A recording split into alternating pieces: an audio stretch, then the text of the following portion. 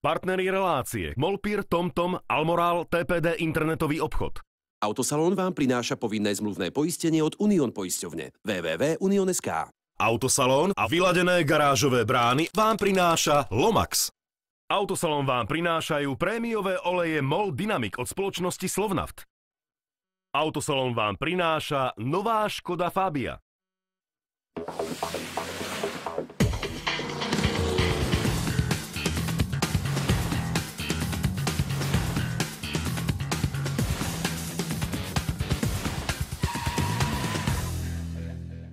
Vítajte v Autosalóne. Dnes otestujeme faceliftovanú Jetu.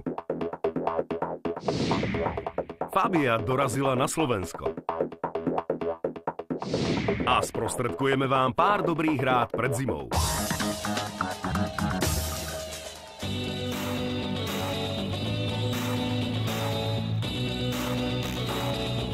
Na začiatok si musíme povedať, že podľa nás je Volkswagen Jetta trošku nedoceneným autom.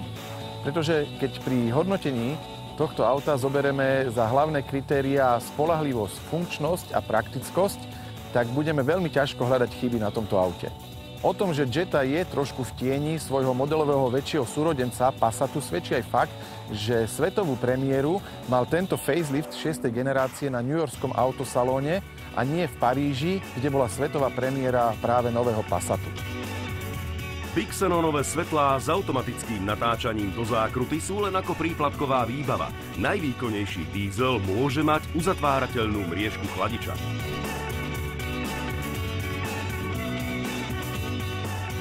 To, že tento facelift 6. generácie mal svetovú premiéru práve v New Yorku, je preto, že sa vyrába v mexickom závode Volkswagenu. Od roku 1979, kedy prišla Jetta na trh, sa jej vyrobilo a predalo takmer 14 miliónov kusov, čo je úžasné číslo. Zvonka pripomína 6. generácia zmenšený Passat. A to nehovoríme ako výčitku. Sú to nadčasové, klasické, elegantné tvary. Bez zbytočných oblín, bez zbytočných prelisov, ktoré výjdu po niekoľkých mesiacov z módy. Toto auto vám skrátka až tak rýchlo nezovšednie a nevyjde z módy.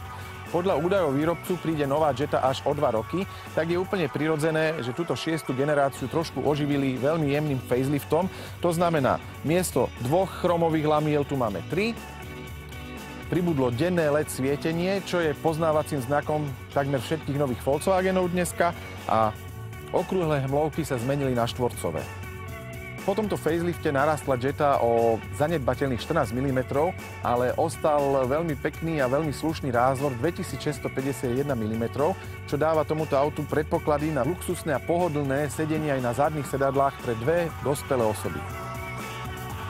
Vzadu sú tu 2 plnohodnotné sedadlá, v strede sa usadí iba dieťa, takže 2 dospelí alebo 3 deti.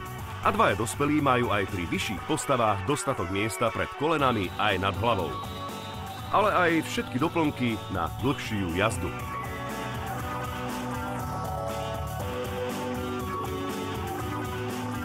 Batožinový priestor tohto sedanu má 510 litrov, to je veľmi dobrá hodnota.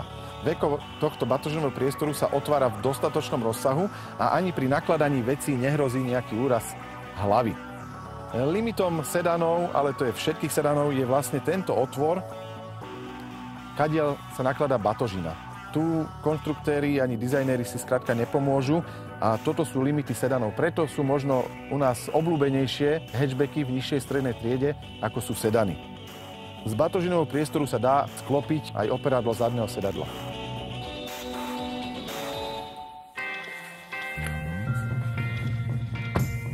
Vnútri za volantom panuje najklasickejšia klasika. Jednak veľmi dobré materiály, mimoriadne dobré spracovanie. Všetko lícuje na milimetre, je to naozaj printklich. Čo sa mi páči, že táto prístrojová doska nemá nič navyše. Všetko, čo potrebujete, je po ruke. Je tu celkom veľký dotykový displej, cez ktorý ale dotykom vlastne nastavujete rádio, nastavujete telefón si, možno navigáciu, ale tie najzákladnejšie veci, ktoré každý deň človek používa, ako je klimatizácia, rozmrazovanie, to všetko je na gombíky, ktoré sú hneď po ruke, netreba sa preklikávať. Naozaj na ovládanie tohto auta netreba týždeň študovať manuál. Jediným spestrením interiéru je decentné orámovanie výduchov klimatizácie. Niekedy je menej viac. Predné športové sedadlá sú skvelé. V najvyššej výbave Highline sú v štandarde. Do nižších výbav si ich nemôžete ani priplatiť. Čo sa týka novôt na prístroje doske, tak len to, že dva centrálne budíky, otáčkomet, tachometer sú posadené do chromovaných tubusov. Je tu volant už z Golfa 7. Na volante je ovládanie taktiež tempomatu, rádia.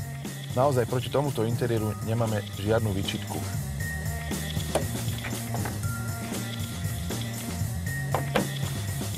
Na pohon nám výrobca ponúka do Jety dva benzínové štvorvalce, 1,2 litrový a 1,4 litrové TSIčko a jeden 2-litrový turbodiesel, ktorý je v dvoch výkonnostných verziách, a to 81 kW alebo 110 kW. Taktiež 1.4 je v dvoch výkonnostných verziách, a to 92 kW alebo 110 kW. Zaujímavosťou je, že zmizol z ponuky 1,6 litrový turbodiesel a vlastne ho nahradil slabší 2 liter. A tento slabší 2 liter má taký istý krúťací moment 250 Nm, ako má silnejšia 1.4. My sme si vyskúšali slabší 2-litrový diesel s výkonom 81 kW. Bol to úplne surový motor, ktorý mal nabehaných zhruba 50 km.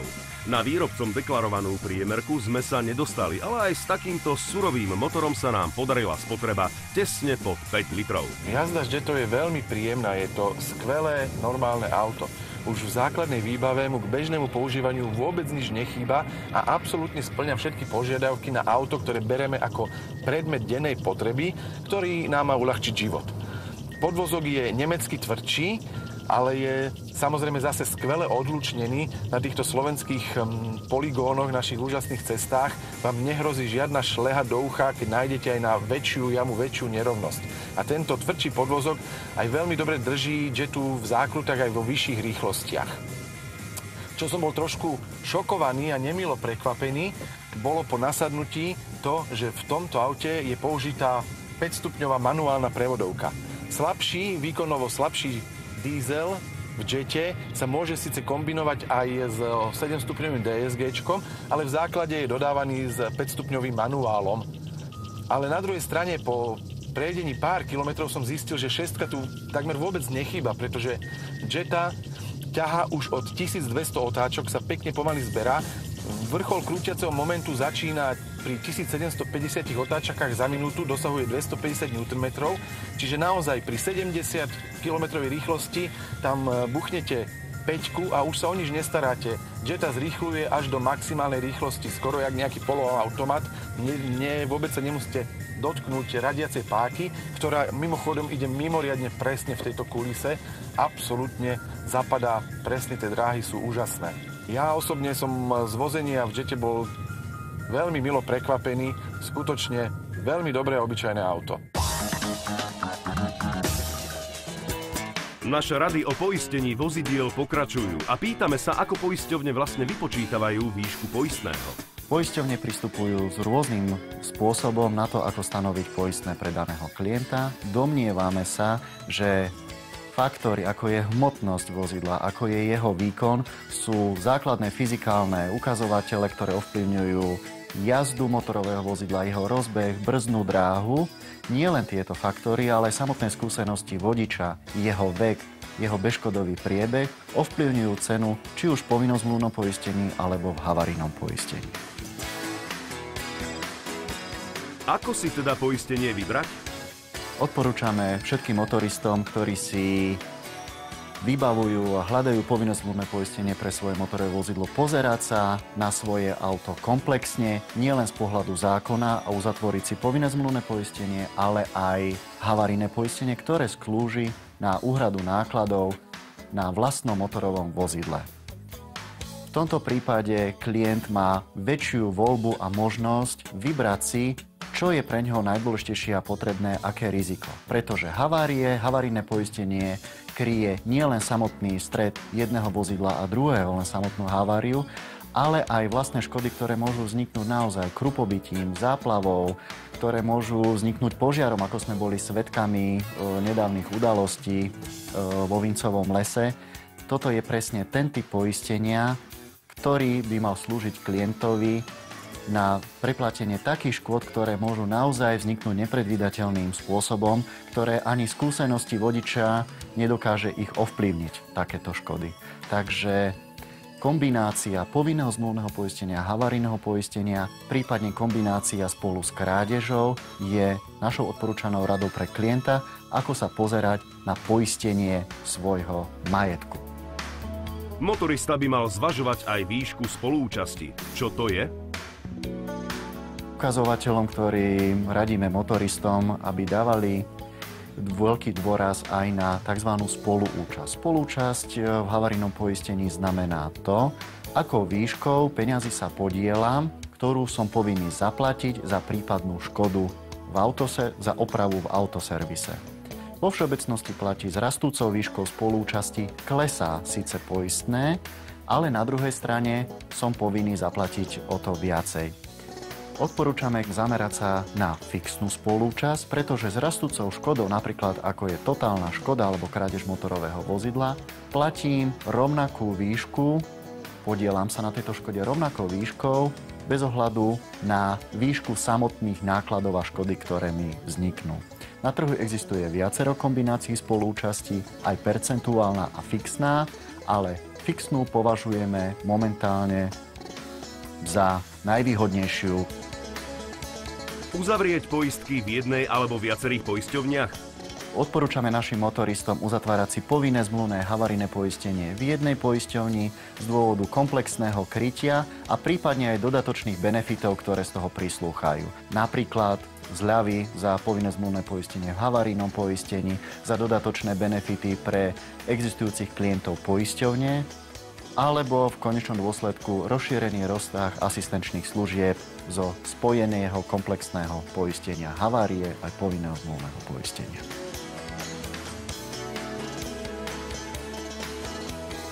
Keď klient je zodpovedný a pristupuje k svojmu vozidlu veľmi zodpovedne a vyberie si aj havarijné poistenie, tak rozsah služieb je síce rovnaký, ale limit poskytnutia asistencie je oveľa vyšší ako len pri základnom poistení, povinnom zmluvnom poistení.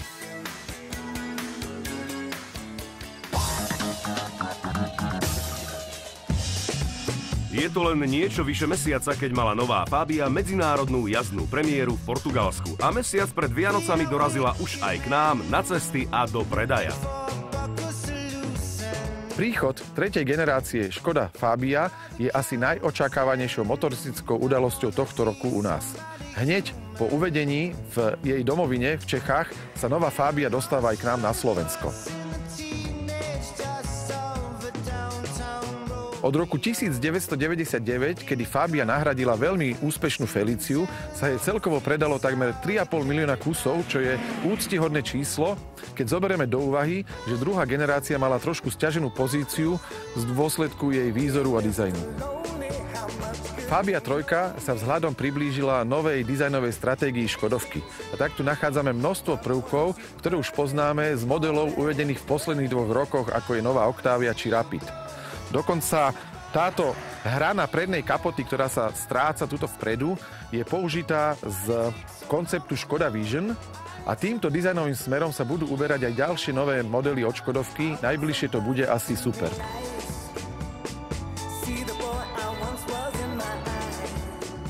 Kabaňovské trojuholničky si našli miesto aj na novej Fabii, konkrétne tu na 5 zadných dverách. Celkovo je nová Fabia naozaj športovejšia, šmrncovnejšia. Vďačí za to hlavne tomu, že celková výška sa znížila o 31 mm a do šírky narástla o 90 mm. Väčšinou sa nové modely predĺžujú. Fabia 3. generácie sa práve ale skrátila o zanedbateľných 8 mm, ale paradoxne narastol jej objem batožinového priestoru. Predchádzajúca verzia ho mala na hodnote 315 litrov. Táto nová má batožinový priestor 330 litrov, čo je najväčšie číslo v triede. A tak je predpoklad, že nová Fabia sa pravdepodobne stane plnohodnotným rodinným autom pre rodiny s malými deťmi. V objeme kufra je teda Fabia premiantom triedy. Po sklopení zadných opradiel táto hodnota narastie až na 1150 litrov. Škoda, že tu nie je rovina. Málinko to kazí dojem. Praktických háčikov a sieťok je tu toľko, že sa tu pokojne dajú voziť aj kraslice. Rázvor novej Fabie narástol o marketingových 5 mm, ale je to cítiť. Je tu viacej miesta na nohy, na ramená a na dlhšiu cestu sa pohodlne odvezú aj dvaja dospelí. No super to nie je, ale tým pohodlným odvezením sa sme mali na mysli to, že rozhodne ani po ceste Bratislava-Košice nebudete z Fábie vystupovať zozadu pokrčený a dolámaný. Zišla by sa ale lakťová opierka.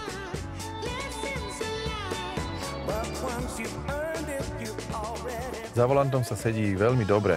Sedadlá sú síce trošku tvrdšie, nemecko-športové, ale stále veľmi pohodlné. Interiér je mimoriadne kvalitne spracovaný.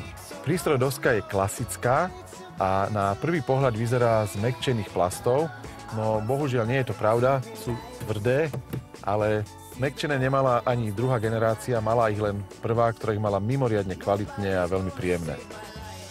Dva centrálne budíky, otáčkomet, tachometer, všetko je tu po ruke, naozaj na nič nemáte ďaleko, je bez zbytočných nejakých gíčových úletov v podobe imitácie dreva alebo hliníku.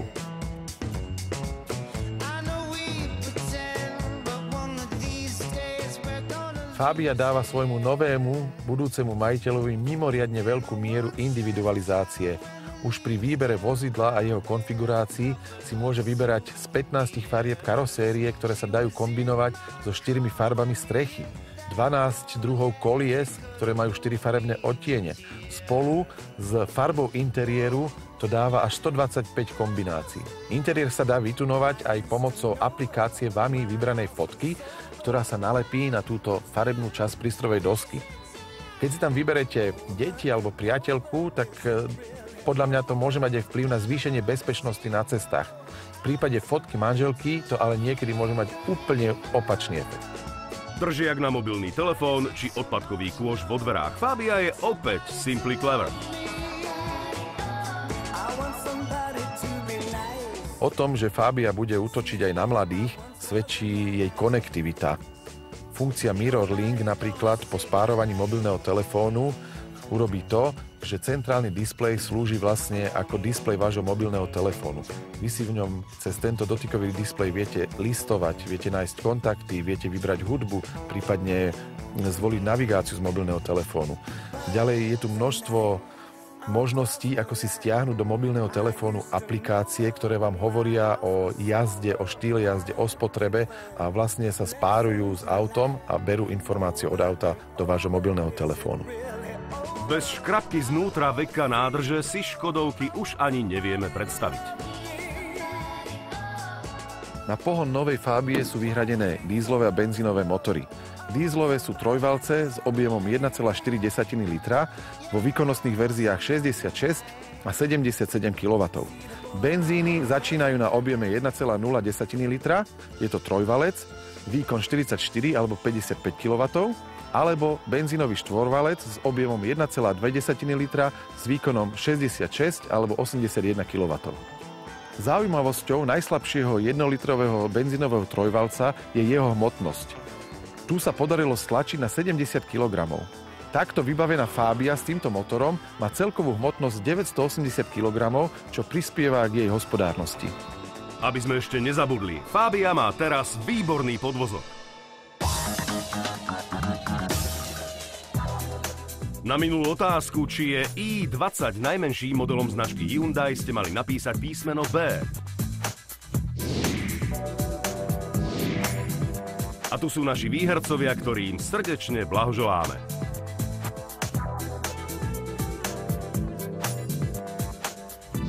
Za odpoveď na dnešnú otázku môžete získať 4 litre motorového oleja, ročné predplatné časopisu Offroad 4x4, darčekový šek na nákup garážovej brány, DVD prehrávač so stropným monitorom, ročné predplatné magazínu Auto, Motor a Šport, sadu autokozmetiky Almoral, poukaz na nákup elektroniky, nábytku a hračiek v TPD alebo prenosnú navigáciu TomTom.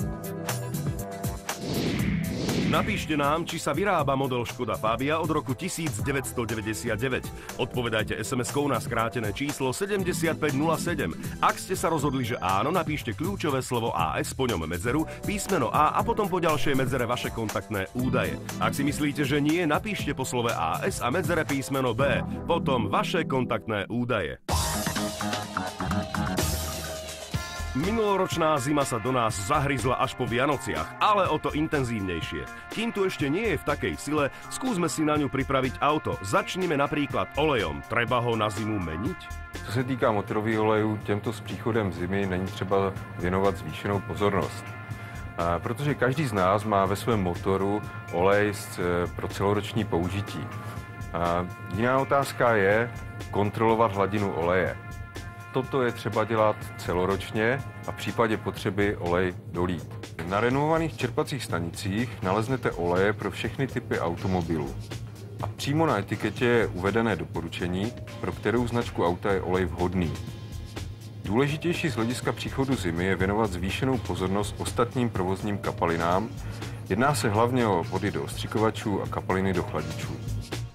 Nepreháňajú to výrobcovia s kvapalinami do sibírskych -40? Protože i když na Slovensku běžně v zimním období teplota nedosahuje -40 stupňů Celsia, tak při venkovní teplotě -5 stupňů Celsia a rychlosti vozidla 50 km za hodinu na čelním skle je teplota -30 stupňů Celsia.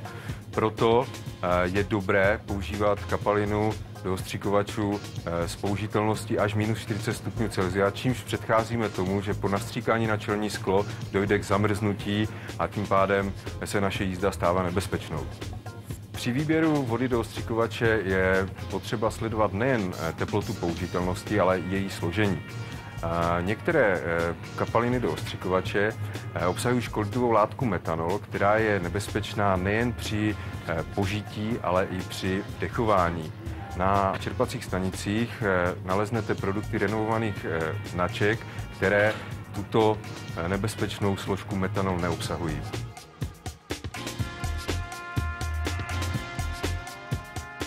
Před zimní sezónou je dobré zkontrolovat si stav kapaliny v chladicím systému, aby jsme předešli tomu, že dojde k zamrznutí této kapaliny a vlastně odstavíme auto někde uprostřed dálnice. Zde bych rád upozornil na jeden důležitý fakt, a to je, že každý koncentrát chladící kapaliny je třeba před použitím zředit. Nejlépe destilovanou vodou v poměru 1:1. Tímto dosáhneme ideálního složení a ochranu chladícího systému motoru do teploty -38 stupňů Celsia. Je třeba si uvědomit, že samotný koncentrát má teplotu tuhnutí jen -13 stupňů Celsia a až po jeho naředění tato teplota klesá. Na závěr bych ještě rád zopakoval. Koncentrát kapaliny do chladičů ředit, vodu do ostřikovačů neřediť. Skutočne zima nás už môže prekvapiť kedykoľvek. A tak sa nenechajte zaskočiť. Olej riešiť nemusíte, len skontrolujte jeho množstvo. Oplatí sa už mať v aute aj sprej na rozmrazenie zamrznutého okna. Raný odchod do práce je s ním pohodlnejší ako žobrať škrabku od suseda, či si polámať nechty alebo kreditku. Nezabudnite súťažiť. Vyrába sa model Škoda Fabia od roku 1999. Ak si myslíte, že áno, napíšte A, ak nie, B. Na budúce uvidíte Kia Soul iba na elektrinu. Vyskúšame si nového Smarta. A s Capturom zídeme aj mimo asfalt. Dovidenia o týždeň, priatelia.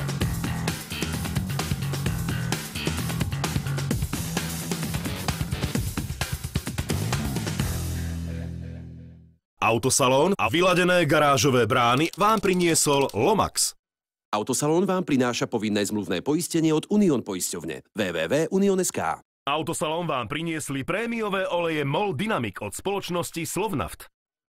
Autosalón vám prináša nová Škoda Fabia. Partneri relácie MOLPIR, TomTom, Almoral, TPD internetový obchod.